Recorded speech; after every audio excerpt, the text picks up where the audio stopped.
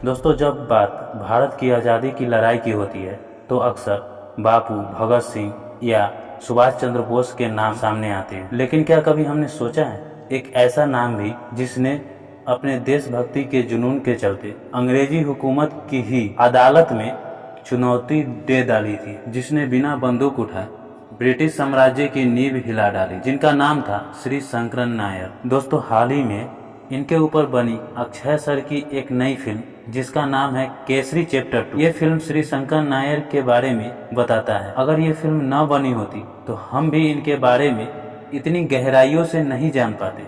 इसलिए मैं तो यही कहूँगा कि यह फिल्म आप सभी को जरूर देखनी चाहिए। तो आइए दोस्तों, जानते हैं भारत के उस हीरो के बारे में जिसने ब्रिटिश शासन के खिलाफ कानूनी लड़ाई लड़ी, और कि कौन थे श्री शंकरन नायर। दोस्तों, इनका पूरा नाम था श्री चेतुर शंकरन नायर। एक ऐसा नाम जो भारतीय न्याय व्यवस्था, सामाजिक सुधारों और ब्रिटिश शासन के खिलाफ कानूनी लड़ाई का प्रतीक माना जाता है। वे सिर्फ वकील नहीं थे बल्कि एक आंदोलनकारी भी थे, जिन्होंने कानून को हथियार बनाया और इतिहास में अपना एक अलग छाप छोड़ दी। दोस्तों, अगर इनकी शिक्षा और करियर की शुरुआत की बात करें, श्री शंकर नायर का जन्म 11 जुलाई 1857 को मंकरा के केरल में हुआ था। शंकर नायर ने मद्रास प्रेसिडेंसी कॉलेज से कला में डिग्री और फिर मद्रास लॉ कॉलेज से कानून की पढ़ाई की।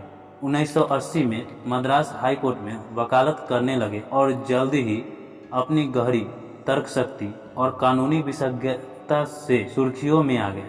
शंकर नायर पूरे ब्रिटिश साम्राज्य में प्रचलित हो चुके थे और पेशे से भले ही वकील और जज की भूमिका में रहे हो, लेकिन वे एक महान समाज सुधारक भी थे। दोस्तों, ये तो था उनका परिचय, बट उन्होंने ऐसा क्या किया था जिससे आज उनके ऊपर फिल्म बनी।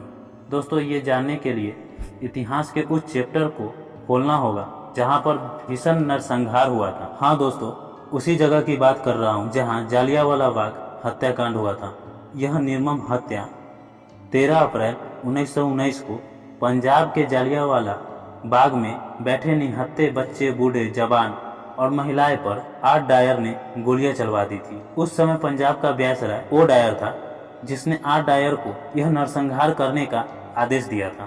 अगर दोस्तों जालियांवाला हत्याकांड में क्या हुआ था और क्यों हुआ था यह जानना चाहते हैं तो डिस्क्रिप्शन में लिंक दे दिया हूँ, आप सभी जाकर देख सकते हैं। दोस्तों, इसके बाद शंकर नायर, जो कि पहले से ही वायसराय के कार्यकारी परिषद थे, इस हत्याकांड के बाद उन्होंने इस पद से इस्तीफा दे दिया। उनके इस कदम से पूरे ब्रिटिश सत्ता चिंतित हो उठी, क्योंकि उन जैसा न तो कोई वकील था और न केस लड़ सकता था। दोस्तों, श्री शंकर नायर इस्तीफा देने के बाद उन्होंने एक पुस्तक लिखी जिसका नाम था गांधी एंड अराजकता। आज इस पुस्तक ने अंग्रेजी हुकूमत में खलबली मचा दी थी। श्री शंकर नायर के जीवन सबसे अहम हिस्सा ऐतिहासिक पड़ाव लंदन हाई कोर्ट में हुआ वह मुकदमा जिसने अंग्रेजी हुकूमत की नींव हिला डाली थी। दोस्तों, यह मुकदमा 30 अप्रैल से 30 जून 1922 तक चला था और ब्रिटिश इतिहास का सबसे लंबा सिविल केस बन गया था। इस केस की शुरुआत तब हुई जब नायर ने अपनी किताब गांधी एंड अराजकता में जालियांवाला बाग हत्याकांड के बारे में लिखा था और इसका जिम्मेदार वो डायर को ठहराया था, वही वो डायर जो पंजाब का वायसराय था। इसके बाद दोस्तों, वो डायर ने उनके खिलाफ मानहानि का मुकदमा दायर कर दिया। हालांकि फैसला ओ डायर के पक्ष में गया, लेकिन नायर ने माफी मांगने से साफ इनकार कर दिया और 7500 पाउंड का जुर्माना भरना स्वीकार किए। यह कदम सिर्फ एक कानूनी लड़ाई नहीं थी, बल्कि ब्रिटिश सत्ता को उनकी ही अदालत में कटघरे में खड़ा करने का साहसी प्रयास था। इस मुकदमे और नायर के इस्तीफे ने ब्रिटिश शासन को झकझोर कर रख दिया।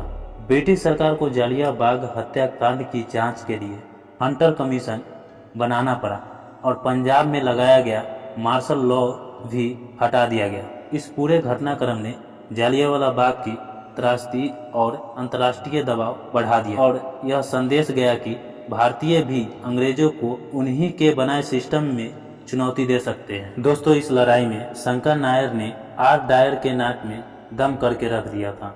यह मुकदमा काफी दिनों तक चला और अंत में शंकर नायर पूरी तरह तो नहीं जीत पाए, लेकिन ब्रिटिश साम्राज्य को हिलाकर रख दिया और ओ डायर को वायसराय के पद से हटा दिया गया और आर डायर को वापस लंदन भेज दिया गया। शंकर नायर के इस साहस को राष्ट्रपिता महात्मा गांधी ने भी सराहा है।